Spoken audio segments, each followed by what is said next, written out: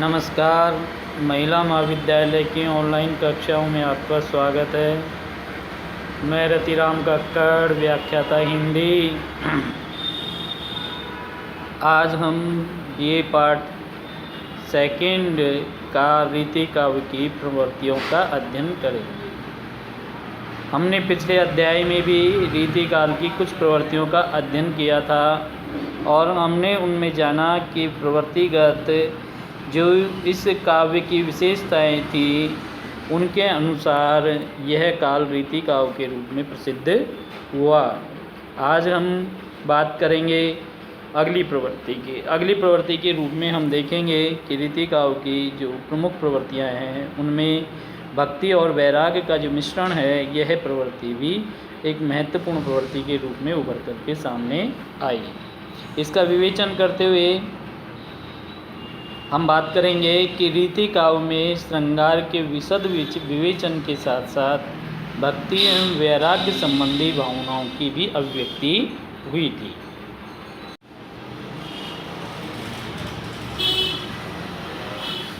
भावनाओं की भी अभिव्यक्ति हुई।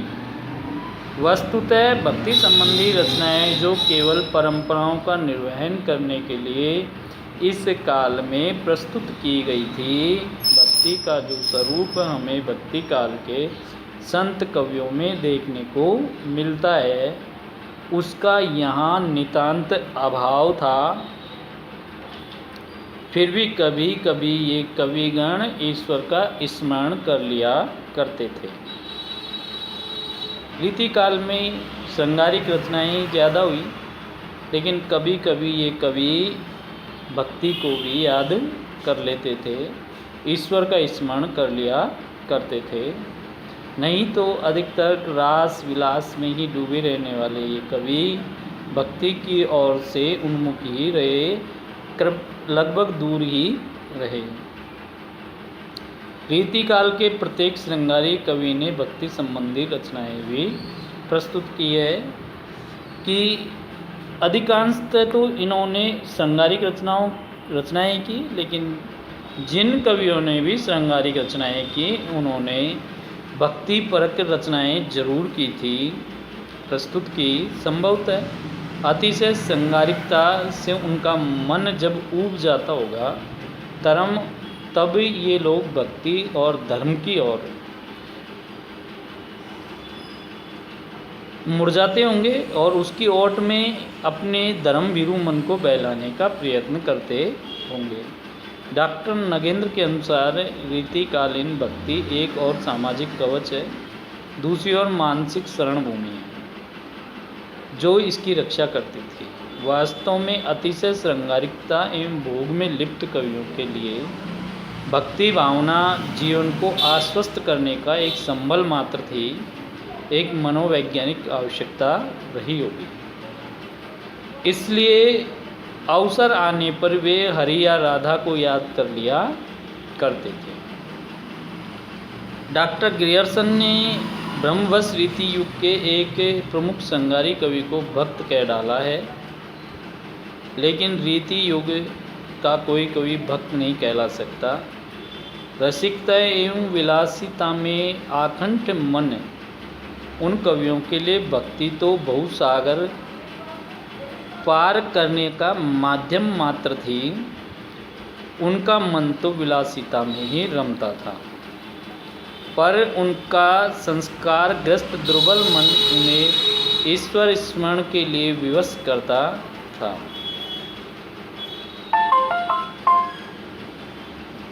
वृद्धावस्था में जब संसार की असारता और विलासिताएं भोग के दुखदायी प्रभाव से वे परिचित होते थे, तभी नीति एवं वैराग्य संबंधी बातें करने प्रारंभ कर देते थे। नीति वैराग्य संबंधी अंशों में उन्होंने जीवन का निष्कर्ष प्रस्तुत किया है, जिसे उन कवियों ने दीर्घ जीवन के अनुभवों से प्राप्त किया था।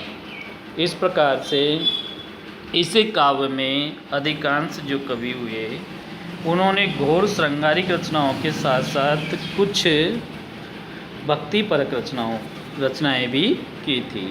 अगली प्रवृत्ति की ओर ध्यान आकृष्ट करेंगे कि इस युग में प्रकृति का उद्दीपन रूप में जो चित्रण हुआ वह भी इस काल की प्रमुख प्रवृत्तियों में से एक रही। प्रकृति का उद्दीपन रूप में चित्रण। रीति काव्य को यद्यपि हम प्रकृति की विशाल चित्रशाला कह सकते हैं, जिसमें प्रकृति अपने विविध रूपों में चित्रित की गई है, किंतु प्रकृति की स्वतंत्र चेतना सत्ता का आभास हमें रीतिबद्ध काव्यों के काव्य में नहीं होता है। श्रृंगार प्रधान काव्य होने के कारण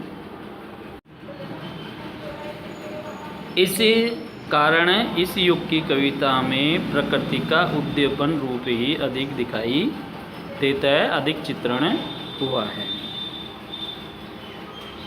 यों तो रीति काव्यकारों ने 12 मासा का चित्रण किया, 6 ऋतु चित्रण किया, जो विस्तार दिया है। कुछ ने तो इस पर स्वतंत्र ग्रंथों की भी रचना की है, परंतु सर्वत्र प्रकृति को उद्दीपन रूप में ही प्रस्तुत किया है। प्रसंग निरपेक्ष ऋतु वर्णन की उनमें अत्यधिक विरलता रही है। यूँ खोजने पर उनके चित्र भी मिल जाएंगे, पर उनमें न तो संस्कृत के वर्णनों की सी संलिष्टता है और न रीति युगीन कवियों के वर्णनों की सी सजीवता है एवं ताजगी है। प्रकृति की विराट एवं विशाल संपदा की ओर दृष्टि न डालकर इन कवियों ने केवल उसमें कामोद्दीपक रूप को ही अधिक पहचाना। नायिका को रिझाने, उसके हाव भाव को प्रस्तुत करने अथवा नक्सिक की महिमा बखानने के लिए प्रकृति के स्वरूप को महत्व प्रदान किया है। कहीं कहीं प्रकृति के स्वतंत्र चित्र भी चित्रित हुए हैं, लेकिन उनकी संख्या उस विशाल काव्य में नगण्य सी ही है। यदि ये सिद्ध हस्तकलाविद प्रकृति का स्वतंत्र चित्रण करने का प्रयत्न करते तो उन्हें अपूर्व सफलता मिलती, लेकिन खेद है कि वे इसमें प्रवृत्त ही नहीं हुए।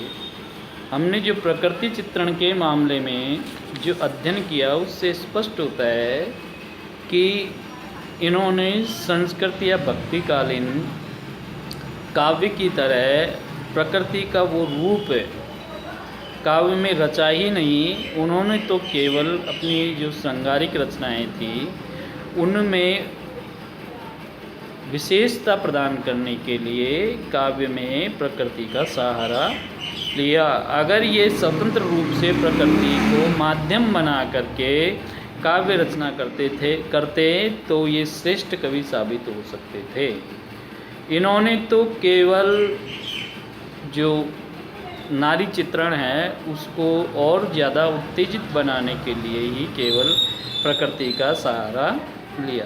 इसके पश्चात हम अगली प्रवृत्ति का अध्ययन करेंगे, आश्रयदाता की प्रशंसा, जिसके बारे में हमने पिछले अध्याय में भी चर्चा की थी कि लगभग सभी कवि, अधिकांश कवि जो रीतिकाल के कवि रहे, उन्होंने किसी न किसी आश्रयदाता की शरण अवश्य ली थी, चाहे रोजगार की दृष्टि से और चाहे पेट भरने की दृष्टि से। इनके लिए काव्य रचना से अधिक यह जरूरी हो गया था कि वे किसी न किसी कवि राजा के आश्रय ग्रहण करें और अपनी काव्य रचनाओं को करें। तो इसका अध्ययन करेंगे कि राजाश्रय की छाया में काव्य सृजना करने वाले ये कवि अपने आश्रयदाता की जितनी अधिक अतिशयोक्तिपूर्ण प्रशंसा कर सकते थे, उन्हें उतना ही सम्मान और वैभव प्राप्त हो जाता है। इस काल की ये बहुत महत्वपूर्ण विशेषता है कि अधिकांश जो कवि थे राजाश्रय में थे और अपने आश्रित राजा की जितनी अधिक ये प्रशंसा कर सकते थे उतनी अधिक इनको सम्मान और वैभव प्राप्त होता था। यह इनकी एक प्रकार से मजबूरी थी। इसी कारण उन्होंने आश्रयदाताओं की अतिशयोक्तिपूर्ण प्रशंसा करने में अपने धर्म का निर्वहन किया। कहीं कहीं तो ये कवि धर्म को भी भूल गए और उसके स्थान पर आश्रयदाता की प्रशंसा करना ही इन्होंने अपना मुख्य धर्म माना और उसी का निर्वहन किया। और कुछ कवि तो ऐसे हुए जिन्होंने अपने आश्रयदाताओं के नाम पर ही अपने काव्य ग्रंथों का नामकरण किया, जैसे शिवराज भूषण, शिवा बाहुनी, छत्रसाल दशक आदि रचनाएं। और कुछ कवियों ने सृजन में भी अपने आश्रयदाताओं की इच्छा को ही सर्वोपरि रखा और वो ही उनके लिए महत्वपूर्ण रहा। अपने आश्रयदाताओं को भी खरी खोटी सुनाने का साहस बहुत कम कवि जुटा पाए थे, अर्थात उनकी एक प्रकार से चापलूसी पूर्ण जो जीवन रहा, वो ऐसी स्थिति में उन्हें खरी खरी सुनाने की हिम्मत कहाँ से जुटा पाते। अधिकांश ने तो अपनी कला को सामंती दरबारों में बेचा ही था। उससे उन्होंने धन और यश दोनों ही प्राप्त किए। जीवन व्यापन की व्यवस्था ने इन कवियों को अतिशयोक्तिपूर्ण प्रशंसा के लिए विवश कर दिया था। अतः उनके इस कवि कर्म को एक दृष्टि से नहीं देखा जाना चाहिए था, है ना, क्योंकि अधिकांश कवि इस प्रकार का कार्य करने के लिए विवश से हो गए थे। वह आर्थिक पराभाव का युग था और रोजी रोटी चलाने के लिए कवियों को ऐसा करने के लिए बाध्य कर रहा था। यदि कवियों ने आर्थिक संतुलन बनाए रखने के लिए कवि कर्म को दूषित किया तो लेखक के अनुसार ये क्षमा के पात्र हैं। इस सत्य को स्वीकार करना ही होगा कि यदि राजस्व की सुविधा न होती तो इतना भव्य और विशाल साहित्य इस काल में रचा गया वह संभवतः रचा ही नहीं जाता, संभव ही नहीं हो पाता। जितना भव्य और जितना विशाल साहित्य रीति काल में रचा गया, अन्यत्र किसी अन्य काल में नहीं रचा गया। प्रतिभा के धनी कलाकार आर्थिक व्यवस्थाओं से ग्रसित होकर अंधकार की न जाने कौन सी अपरिचित परत के नीचे दब जाते, उनका हम नाम तक जान नहीं पाते। और इसे आज कौन कह सकता है कि भक्ति युग के कवि तो संत पहले थे और कवि बाद में। उनकी परिस्थिति इस प्रकार की थी, इसलिए वो पहले संत कहलाए और बाद में कवि कहलाए। अतः उन्हें सांसारिक सुखभोग की आवश्यकता नहीं थी, पर ये कवि ऐसे थे कि जिनको अपने जीवन यापन करने के लिए किसी न किसी राजा के आश्रय में रहना ही पड़ा था। भक्ति काल की कवि तो कह सकते, जैसे भिखारी दास ने कहा, संतन को कहा सीकरी से काम, है ना, तो वो कह सकते थे। कहकर के वो अपने आश्रयदाता का या राजा का निमंत्रण ठुकराने का नैतिक साहस भी रखते थे। लेकिन पतनशील संस्कृति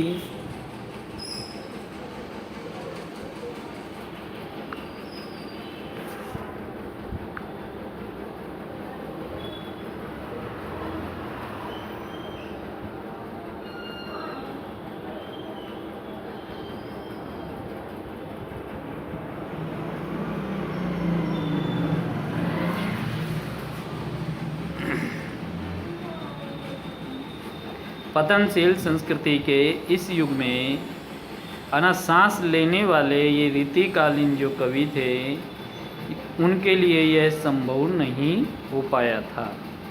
आश्रयदाता की अति रंजनापूर्ण प्रशंसा करने के बाद उन कवियों ने शानदार साहित्य की रचना की, उसे हम किस प्रकार भुला सकते हैं। अर्थात उनके कवि कर्म को तो हम बिल्कुल भी नहीं भुला सकते। जितना शानदार साहित्य रीतिकालीन कवियों ने रचा, उसका हम अनादर नहीं कर सकते हैं। उसे तो हमें दृष्टि में रखना ही होगा।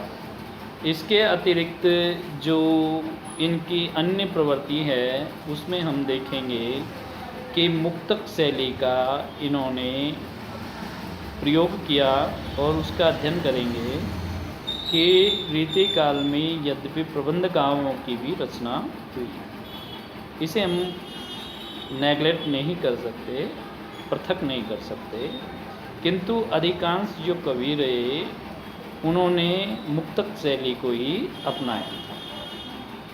भक्ति युग में ही राज दरबार में मुक्तक शैली को पर्याप्त प्रोत्साहन मिल चुका था।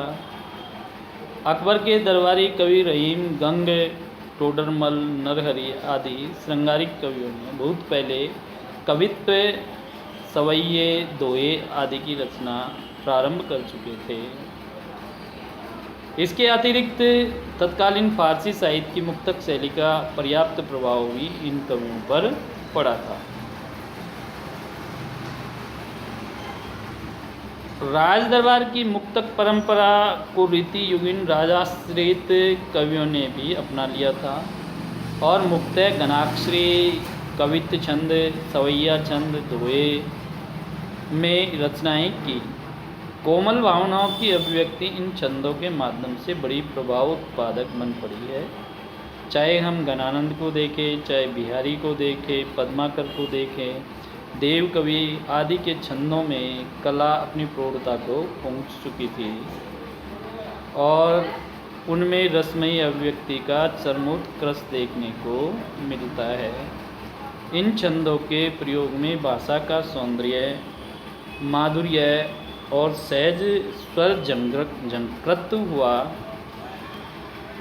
दोहा छंद अपेक्षाकृत छोटे होने के कारण स्वर झंकृति की दृष्टि से चाहे कम सफल रहा हो, फिर भी संक्षिप्तता और शब्द लाघवों ने गागर में सागर भरने का कार्य किया था। मुक्तक शैली का अपूर्व विकास इस युग में हुआ जिसे हम नज़रअंदाज नहीं कर सकते हैं, उसको हम भुला नहीं सकते हैं। इसके अतिरिक्त हम जो इस काल के प्रमुख प्रवृत्ति के रूप में अध्ययन करेंगे वह है कि ब्रजभाषा का उत्कृष्ट उपयोग जो भक्ति काल में हो रहा था वह चरम पर था रीति काल में आकर के, क्योंकि भक्ति काल की जो मुख्य काव्य धारा रही उसमें ब्रजभाषा ही सबसे महत्वपूर्ण रही, उसका प्रभाव ही सबसे ज़्यादा रहा। अवधि का भी प्रयोग होता रहा भक्ति काल में, लेकिन कृष्ण भक्त कवियों ने ब्रजभाषा का जो सौष्ठव दिया उसके कारण अवधि की अपेक्षा ब्रजभाषा को अधिक व्यापक रूप से अपनाया गया था। रीति काल का 90% से भी अधिक काव्य ब्रजभाषा में ही रचा गया। वह काव्य की सबसे महत्वपूर्ण भाषा रही और लगभग अधिकांश कवियों ने भक्ति काल की तरह रीति काल में भी ब्रजभाषा में ही अपनी काव्य रचनाएं की।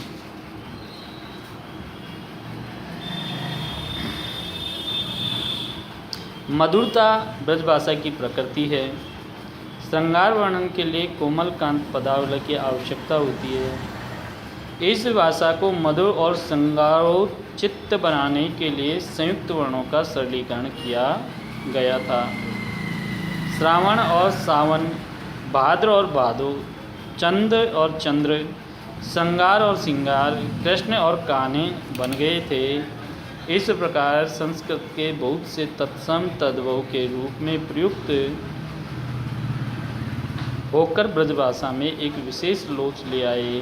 ब्रजभाषा को संस्कृत, प्राकृत, अपभ्रंश की समस्त भाव और शब्द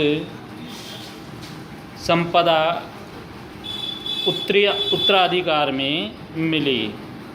विकसित और व्यापक काव्य भाषा होने के कारण इसमें अन्य